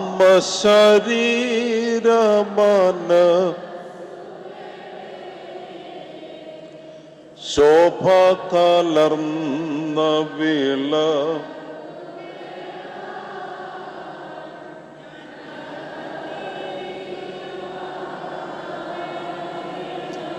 യെശയ്യാപ്രവാചകൻ ഇപ്രകാരം അരുളി ചെയ്യുന്നു. യഹോവ ഇപ്രകാരം അരുളി ചെയ്യുന്നു, മുന്തിരിക്കുലയിൽ പുതുവീഞ്ഞ് കണ്ടിട്ട് നശിപ്പിക്കരുത്, ഒരനുഗ്രഹം അതിലുണ്ട് എന്ന് പറയുന്നത് പോലെ ഞാൻ എൻ്റെ ദാസന്മാർ നിമിത്തം പ്രവർത്തിക്കും. ഞാൻ എൻ്റെ ദാസന്മാർ നിമിത്തം പ്രവർത്തിക്കും. ബാബിലോണിയ അടിമത്തത്തിൽ പ്രതീക്ഷയറ്റ തിരിച്ചുവരവിന് സാധ്യതയില്ലാതെ യഹൂദന്മാർ നശിച്ചുപോയ സമയത്താണ് പ്രവാചകൻ വിളിച്ചു പറയുന്നത്. എത്ര ശക്തമായ ഒരു തിരിച്ചുവരവിനെ കുറിച്ചുള്ള പ്രവചനമാണിത്. അദ്ദേഹം പറയുന്നു, നമ്മുടെ പാരമ്പര്യം പണ്ടേ പഠിപ്പിക്കുന്ന സത്യമാണ്. മുന്തിരിക്കുലയിൽ പുതുവീഞ്ഞ് കണ്ടിട്ട് പഴമക്കാര് പറയുന്ന സത്യമാണ്, നശിപ്പിക്കരുത്. അതിലെന്തടങ്ങിയിരിക്കുന്നു? ജീവന്റെ കണം അടങ്ങിയിരിക്കുന്നു. ഈ അടിമത്തത്തിന്റെ നടുവിലും ഈ പ്രയാസത്തിന്റെ നടുവിലും സഹോദരങ്ങളെ, ഇത് ആശ്വാസത്തിന്റെ സന്ദേശമാണ്. നശിച്ചു പോകാത്ത ദൈവഗണം നമ്മിലുണ്ട്. ഞാൻ ആദ്യം ഓർമ്മിപ്പിച്ചത് എന്താണ് ആ ദൈവഗണം? കർത്താവ് യേശു മശിഹ ഗോകുൽത്തായിൽ ഏറ്റവും മഹനീയമായ ഊർജ സ്രോതസ്സായി അദ്ദേഹം ലോകത്തിന്റെ നടുവിൽ ഉയർത്തപ്പെട്ടിട്ട് വിളിച്ചു പറഞ്ഞു, പിതാവേ, എന്റെ ആത്മാവിനെ തൃക്കരങ്ങളിൽ ഭരമേൽപ്പിക്കുന്നു. സത്യത്തിൽ ചരിത്രത്തിൽ നടന്ന ഏറ്റവും വലിയ വിസ്ഫോടനം അതാണ്. ആ വിസ്ഫോടനമാണ് സർവ ഊർജത്തിന്റെയും അടിസ്ഥാനം. മരിച്ചു എന്ന് പ്രതീക്ഷിച്ചിട്ടും എന്ന് ചിന്തിച്ചിട്ടും പടയാളിക്ക് മനസ്സ് സമ്മതിക്കാഞ്ഞിട്ടാണ് അദ്ദേഹം വിലാവിൽ കുന്തം കൊണ്ട് കുത്തിയത്. ഉടനെ ജീവന്റെ സ്രോതസ്സുകൾ പൊട്ടിപ്പുറപ്പെട്ടു, രക്തവും വെള്ളവും.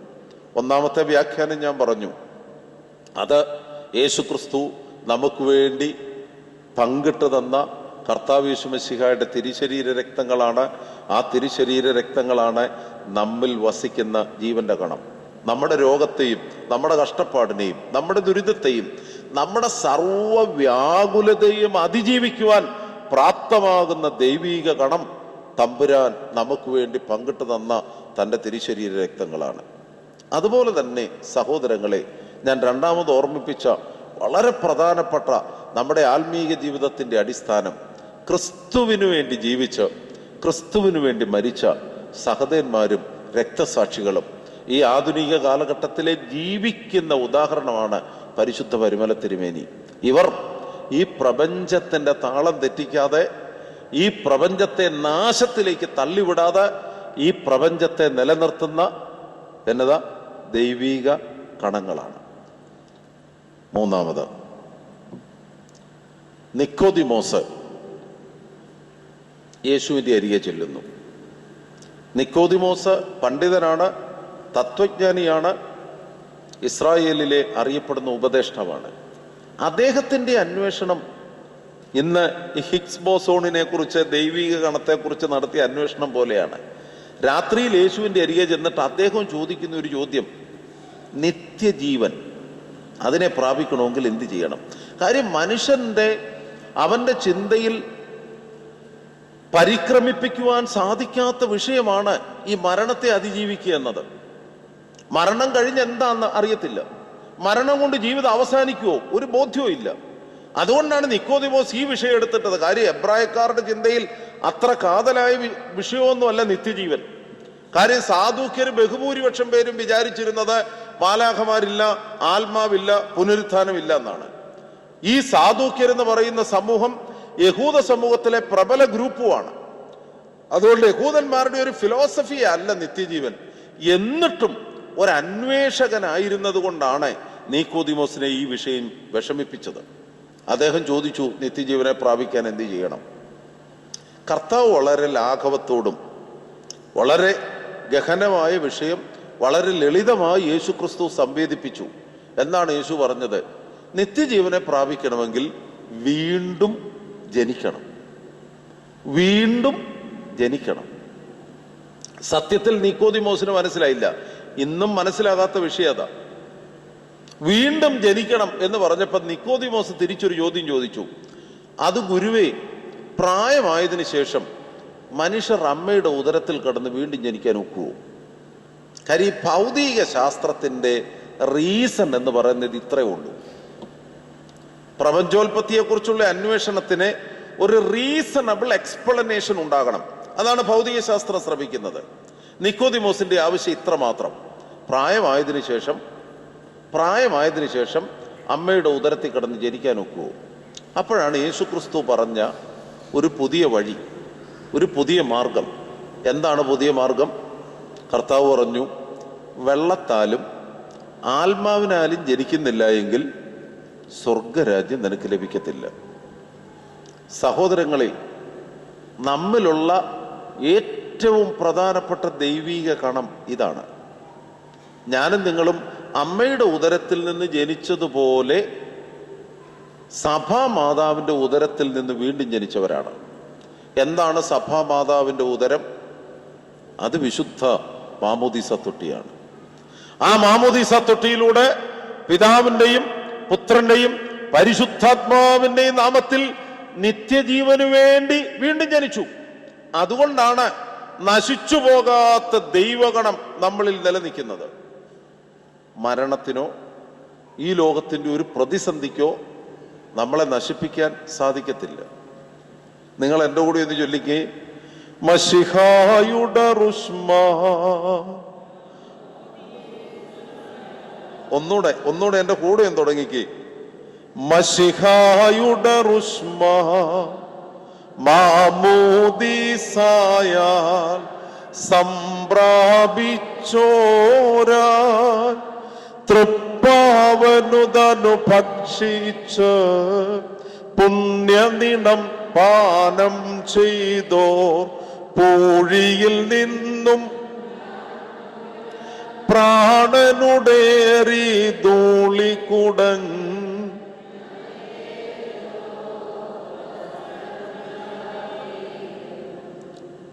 എന്തൊരു ശക്തമായ ഭാഷയിലാണ് ഇത് പറയുന്നത്. മുന്തിരിക്കുല കണ്ടിട്ട് പഴമക്കാർ പറയുന്ന വാക്ക്, നശിപ്പിക്കരുത്, ഇതിലൊരു ജീവനുണ്ട്. എൻ്റെ കൂടെ ആ വാക്കൊന്ന് പറഞ്ഞേ, അല്ലെ ചിലർ മറന്നുപോകും. നശിപ്പിക്കരുത് എന്ന് പറഞ്ഞ് ചുമ്മാ വാ വിളിച്ച് പറ, ചുമ്മാ പുറവുറുക്കാതെ, ഉറക്കം വരുന്നുണ്ടോ? നശിപ്പിക്കരുത്, ഇതിലൊരു ജീവനുണ്ട്. ഒന്നുകൂടെ പറഞ്ഞ്, നശിപ്പിക്കരുത്, ഇതിലൊരു ജീവനുണ്ട്. അതാണ് ദൈവഗണം കേട്ടോ, നശിച്ചു പോകാത്ത ദൈവഗണം. ഇത് ഈ ആശയങ്ങളെ മുഴുവൻ സമന്വയിപ്പിക്കുന്ന ഇപ്പൊ പാടിയ പാട്ട് ഒന്ന് ശ്രദ്ധിച്ചേ. മശിഹായുടെ റുഷ്മാ മാമോദീസായാൽ സംപ്രാപിച്ചോരായി തൃപ്പാവനുതനു ഭക്ഷിച്ച പുണ്യനീണം. രണ്ട് കാര്യങ്ങളാണ് പ്രധാനപ്പെട്ട, രണ്ട് ദൈവീക കണങ്ങൾ. ഒന്ന്, മശിഹായുടെ നിണവും മശിഹായുടെ ശരീരവും. 2 പ്രാപിച്ച വിശുദ്ധ മാമോദീസ. ഇത് രണ്ടും പ്രാപിച്ചതുകൊണ്ട് ഒരു ഭയങ്കരമായ ഊർജം നിലവിൽ ലഭിച്ചിരിക്കുകയാണ്. ആ ഊർജം നിലവിൽ വ്യക്തിക്ക് ലഭിച്ചതുകൊണ്ട് ധൂളി കുടഞ്ഞിട്ട്, ഈ പൂഴിമണ്ണ് കുടഞ്ഞിട്ട് നിത്യജീവനിലേക്ക് പ്രവേശിക്കും. അതാ പിതാക്കന്മാർ പറയുന്നത്. സത്യത്തിൽ പരിമല തിരുമേനിയുടെ കബറിടത്തിൽ ഇരിക്കുമ്പം ഇതിന് വലിയ ഭൗതിക വിശദീകരണത്തിന്റെ ആവശ്യമില്ല. എന്തൊരു ഊർജ സ്രോതസ്സാണ്! മനുഷ്യനെ ബാധിക്കുന്ന, മനുഷ്യനെ ബന്ധിക്കുന്ന അനേക നിരാശയുടെ പൊടിപടലങ്ങളെ തൂത്തെറിഞ്ഞിട്ട് ജീവനിലേക്ക് കടന്നു വരുവാൻ നമുക്ക് സാധിക്കും. ഈ തിരിച്ചറിവ് നമുക്കുണ്ടാകണം. ഈ തിരിച്ചറിവ് ഉണ്ടായാൽ സ്വസ്ഥതയോടെ ഇന്ന് വീട്ടിൽ പോകാം. യാതൊരു നിരാശയുമില്ലാതെ വീട്ടിൽ പോകാം. നേടാനുള്ള പലതിനെ കുറിച്ചുള്ള വ്യാകുലതയും കഴിഞ്ഞിട്ട് ലഭിച്ചതിനെ കുറിച്ചുള്ള സന്തോഷത്തിൽ വീട്ടിൽ പോകാം. നേടാനുള്ളതിനെ കുറിച്ചാണല്ലോ വ്യാകുലത മുഴുവൻ. അതെല്ലാം ഉപേക്ഷിക്കുക. കാര്യം അങ്ങനെ നേടിയതിനൊന്നും ഒരർത്ഥവും ഇല്ല. എന്നാൽ ലഭിച്ചിരിക്കുന്ന ജീവഗണങ്ങളെക്കുറിച്ചോ ലഭിച്ചിരിക്കുന്ന ദൈവീക ഗണങ്ങളെക്കുറിച്ച് അവബോധമുണ്ടെങ്കിൽ ഒരുവൻ എൻ്റെ പിന്നാലെ വരുവാൻ ഇച്ഛിച്ചാൽ ബാക്കി എന്നാ? തന്നെത്താൻ ത്യജിച്ച് തൻ്റെ ക്രൂശെടുത്ത് നാൾ തോറും എന്നെ അനുഗമിക്കട്ടെ. നാൾ തോറും തമ്പുരാനെ അനുഗമിക്കുവാനുള്ള വ്യഗ്രത, അതിനുള്ള സർവശക്തിയും നമുക്ക് ലഭിക്കുന്നത് നാം സ്വീകരിച്ച വിശുദ്ധ മാമോദീസായിലാണ്. ആ വിശുദ്ധ മാമോദീസായിലൂടെ ഭൗതിക ജനനത്തിന്റെ മരണത്തിന്റെ പാണ്ടക്കെട്ട് ഉപേക്ഷിച്ച് ഈ പൂഴിയിൽ നിന്ന്, ഈ മണ്ണിൽ നിന്ന് ജീവന്റെ പുതുവെളിച്ചവുമായി ദൈവസന്നിധിയിലേക്ക് എത്തുവാനുള്ള പ്രാപ്തി നമുക്ക് ലഭിച്ചിരിക്കുകയാണ് സഹോദരങ്ങളെ.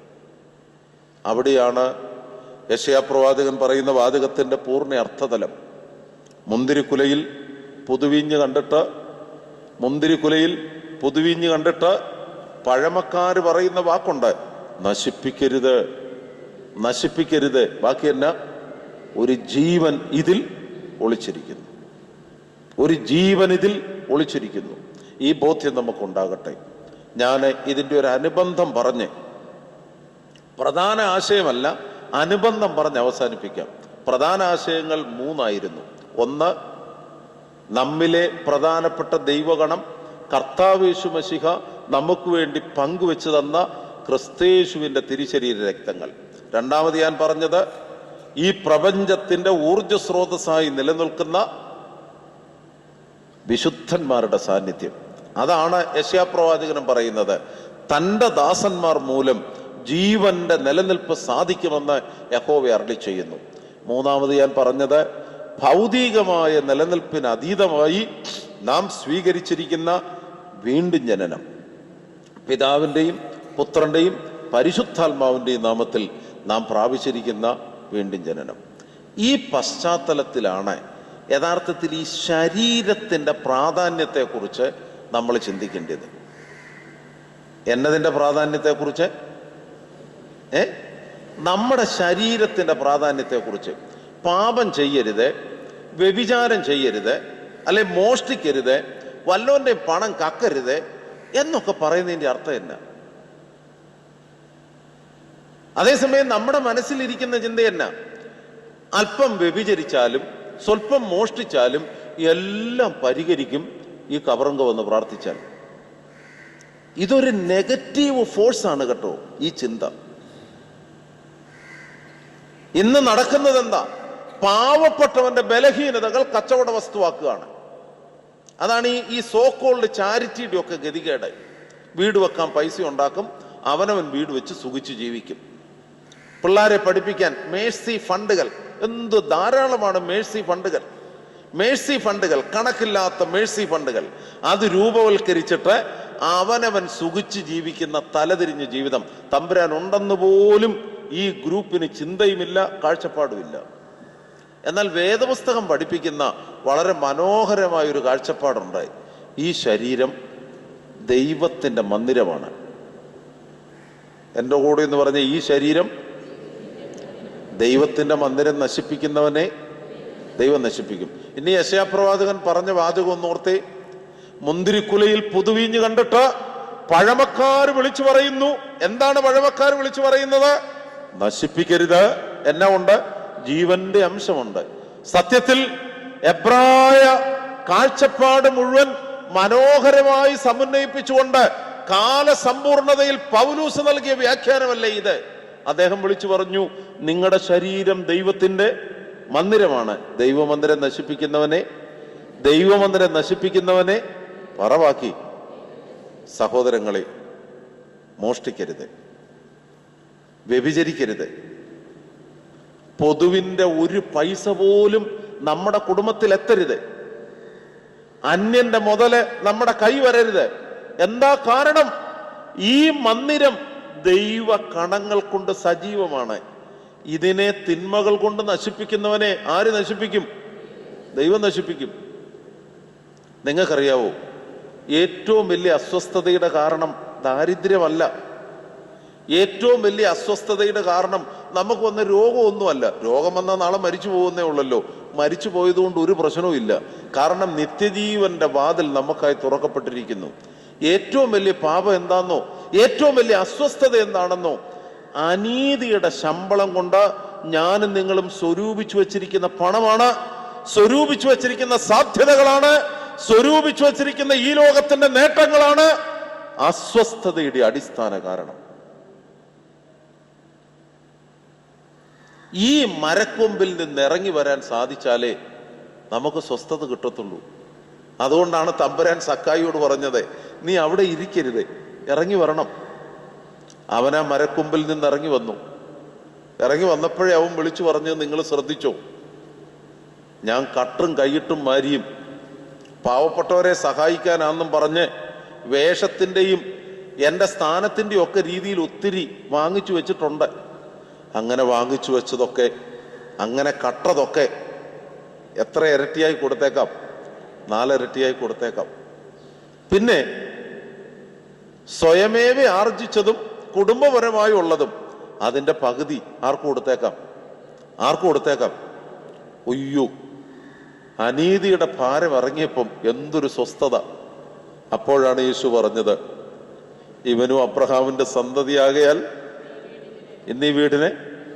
അതേസമയം അബ്രഹാമിന്റെ സന്തതിക്ക് ഒരു സ്വസ്ഥതയില്ല. എതിലെ പോയാലും സ്വസ്ഥത കിട്ടത്തുമില്ല കേട്ടോ. സ്വസ്ഥത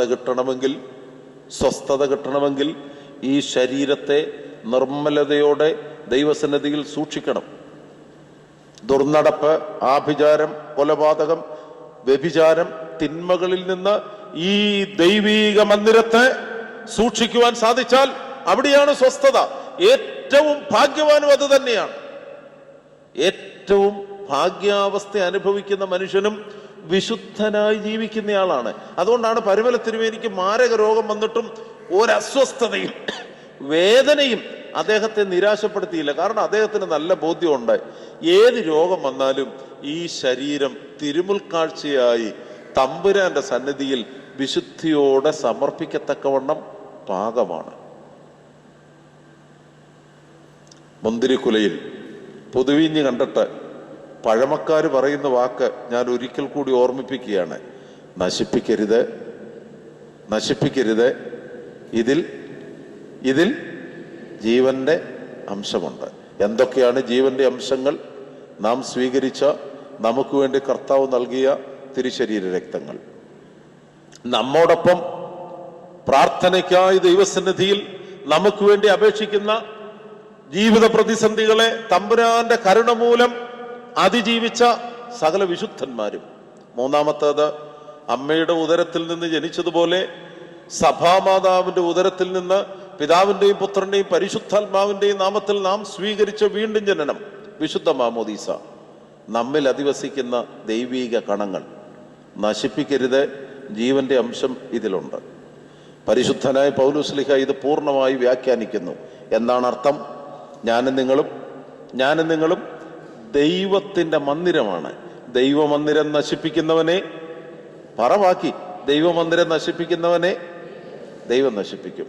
നമുക്ക് ശാന്തമായ ഒരു പുതുക്കത്തിന്റെ അനുഭവത്തിൽ, മാനസാന്തരത്തിന്റെ അനുഭവത്തിൽ, അനുതാപ ജീവിതത്തിലേക്ക് തിരിച്ചു വരാം. പരിശുദ്ധ പരിമല തിരുമേനിയുടെ കബറിടത്തിൽ ഇരുന്ന് നമ്മൾ പ്രാർത്ഥിക്കുന്നു. തിരുമേനി നമ്മോടൊപ്പം നമുക്ക് വേണ്ടി ദൈവത്തോട് അപേക്ഷിക്കുന്നു. നമുക്കൊരു തീരുമാനമെടുക്കാം. നമ്മിലെ ദൈവകണങ്ങളെ, നമ്മിലെ ജീവന്റെ അംശങ്ങളെ നിത്യജീവന്റെ പൂർണ്ണതയിലേക്ക് നമുക്ക് വളർത്താം. നമ്മുടെ ശരീരത്തെ വിശുദ്ധിയോടെ തിരുമുൽക്കാഴ്ചയായി ദൈവത്തിന് സമർപ്പിക്കാം. നമ്മുടെ ശരീരത്തെ ഗ്രസിച്ചിരിക്കുന്ന പാപബന്ധനങ്ങളാകുന്ന ദുർമോഹങ്ങളെ, തിന്മകളുടെ സാധ്യതകളെ നമുക്കിന്ന് ഉപേക്ഷിക്കാം. ചേർന്ന് പാടുക. ആത്മശരീര മനസ്സുകളാ എന്നുടെ തിരുമുൽ കാഴ്ചകളെ താതസുദാശ്വാസ പ്രധനേ അൻപോടു കൈക്കൊണ്ടി എന്നെ തന്നെ സന്നിധിയിൽ കാഴ്ചയാണ് പാനും നാഥ എന്നെ നിനക്കു സുഗന്ധമതാൻ അർപ്പിപ്പാനും. നമസ്കാര സമയം വരെ ശാന്തമായി ദൈവസന്നിധിയിൽ ഇരുന്ന് പ്രാർത്ഥിക്കാം.